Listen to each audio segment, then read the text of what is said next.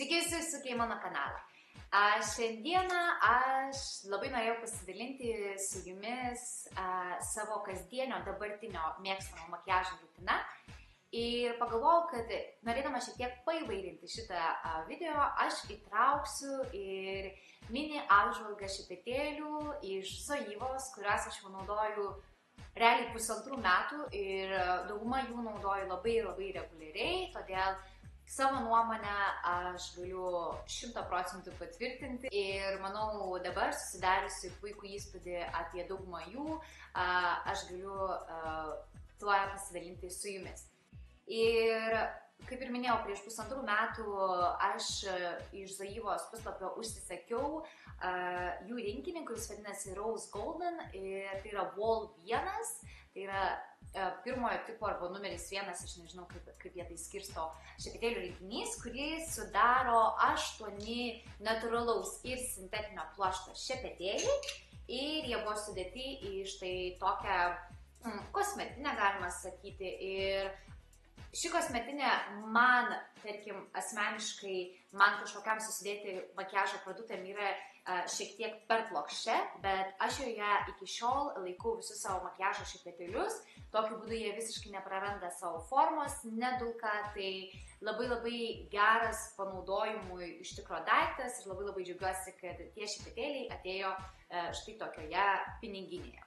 Na, o apie šituos šepetėlius aš pašnekėsiu atskirai apie kiekvieną, tiesiog darydamas savo makiažo rutiną nuo A iki Z, nes realiai aš įsigijau šį rinkinį vien tam, kad aš norėjau kažkokių naujų šepetėlių, kuriais aš galėčiau pasidaryti pilną kasdienį savo makiažą.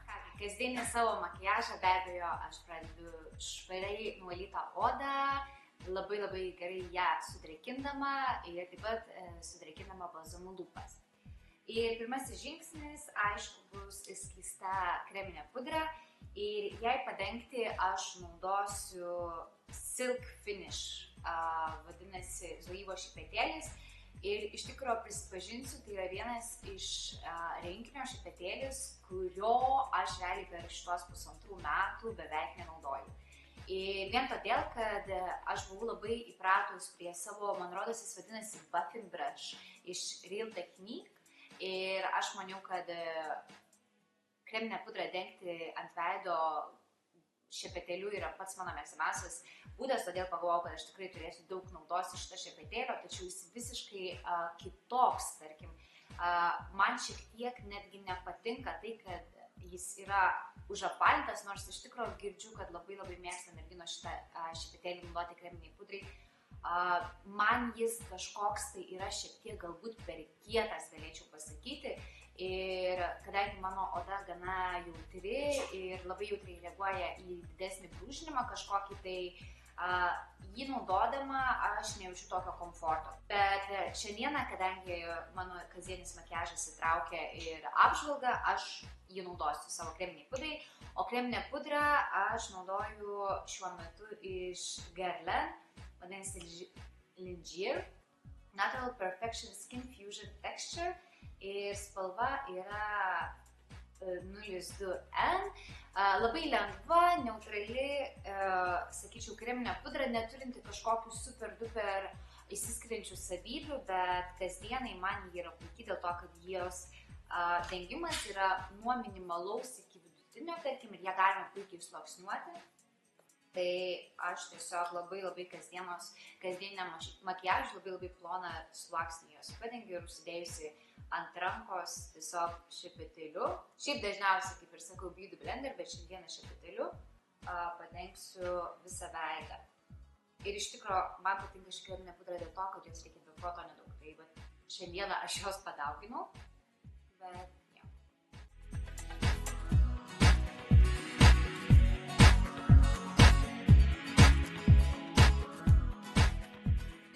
ir taip atrodo galutinis rezultatas. Ir antrasis žingsnis mano kasdienėje rutinoje, tai yra plakių maskavimas. Ir iš tikrųjų tai yra žingsnis, kurį aš naudoju ne kiekvieną dieną, tik tomis dienomis, kai aš matau, kad mano plakiai šiek tiek yra tamsesni. Ir šiandien yra būtent ta diena. Tai aš naudosiu iš Yves Saint Laurent Touche Éclat numeris 1.5. Mano tikriausiai visų laikų mėgstamiausias ir lengviausias maskuoklis, kurį aš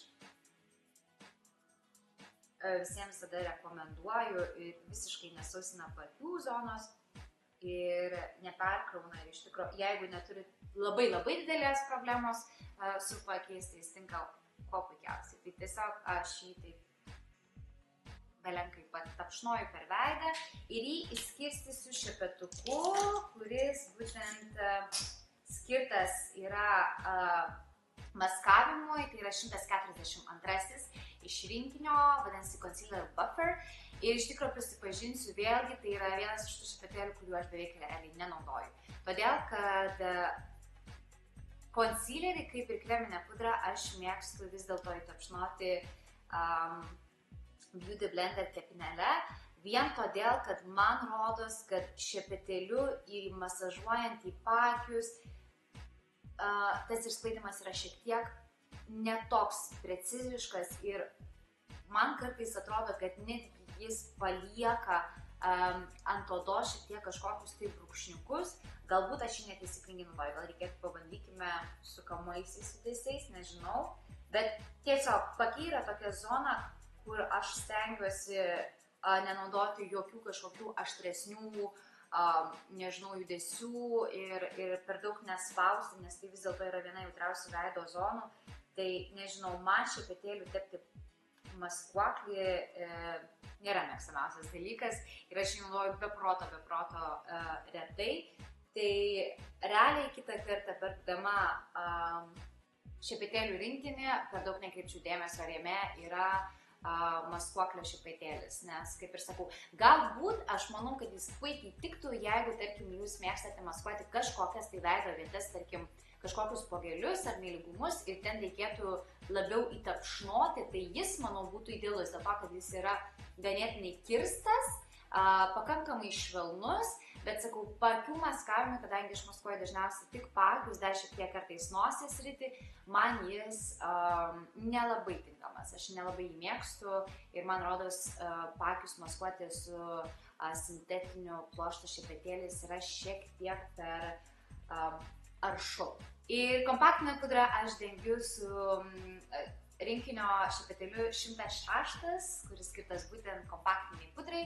Ir tai yra geras šepetėlis. Aš galėčiau pasakyti, kad yra geras, pakankamai minkštas, pakankamai purus, visiškai per 1,5 metų nepakeitė savo formos, neišslinkęs šepetėlis.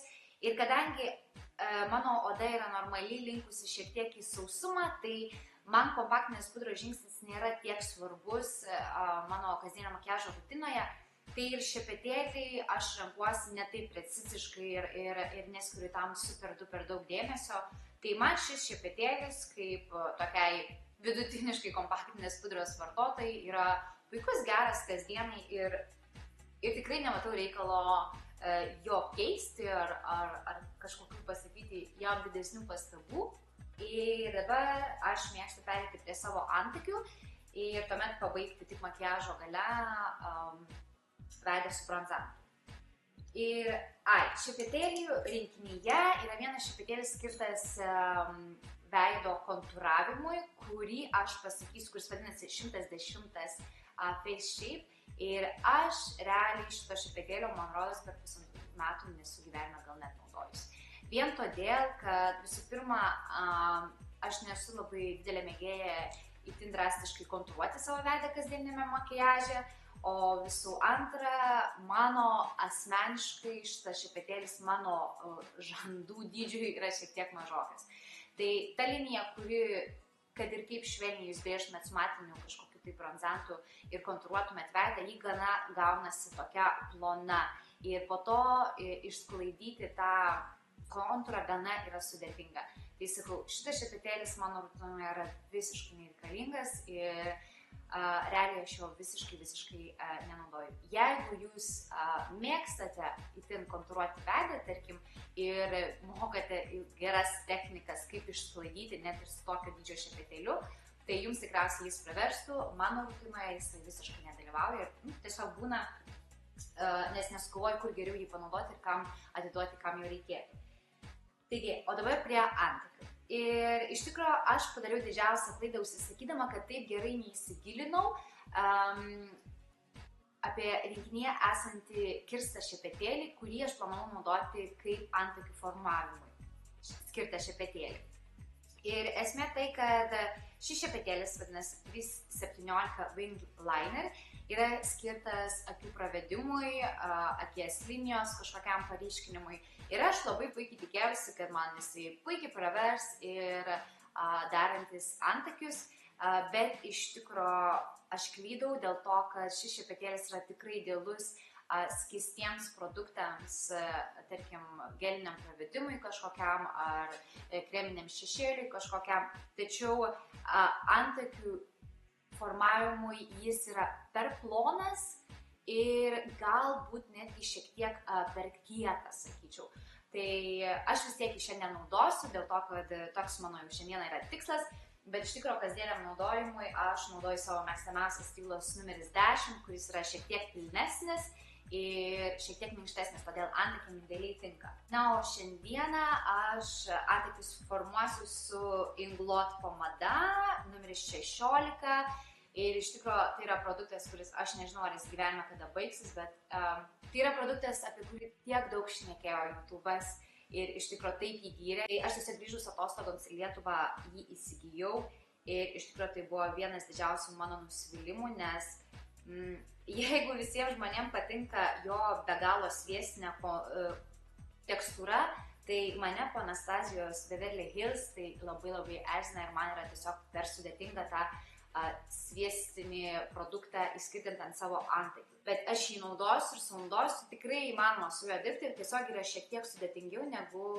man asmeniškai, šiek tiek sudėtingiau negu su Anastazija Beverly Hills.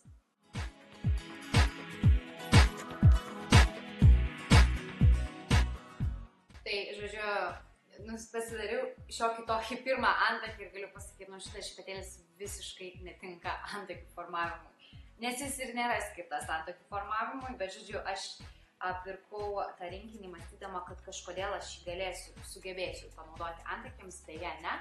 Bet jo, manau, kad skystam pravedimui jis turėtų būti puikus, nes jis tikrai be proto preciziškas.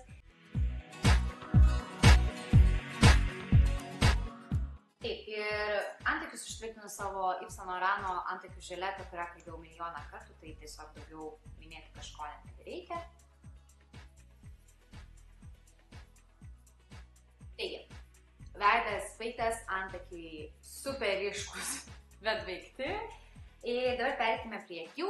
Ir aš šiandieną naudosiu kreminį šešėlį ir jį naudosiu tik vieną, nes, kaip ir minėjau, tai yra dieninis makiažas ir aš tikrai dieninę makiažą neskiriu tiek daug dėmesio ir netgi darydama akių makiažą. Tai aš naudosiu kreminį šešėlį iš Burberry, kuris vadinasi Mink, numeris 102. Ir jį sklaidyti ant akies aš naudosiu savo realiai šiuo metu mėgstamiausią šešėlių šepetėlį, tai yra Lux Soft Definer 227 iš rinkinio ir iš tikrųjų tai yra nerealiai geras, pakankamo gero idealaus dydžio, beproto švelnus šepetėlis, jis yra natūralaus pluošto ir iš tikrųjų tinka puikiai ir kreminiam šešėliam, ir byliems kažkokiems produktams, ir presuotai pudrai paimti labai jis man patinka ir iš tikrųjų jis yra šiuo metu vienas mano mėgstamiausių tikrai šepetėlių ir aš tiesiog įdedu ir taip gražiai paimu spalvą. Jis tikrai negeria per daug produkto, to bijoti nereikia. Tai taip atrodo mano akių makiažas.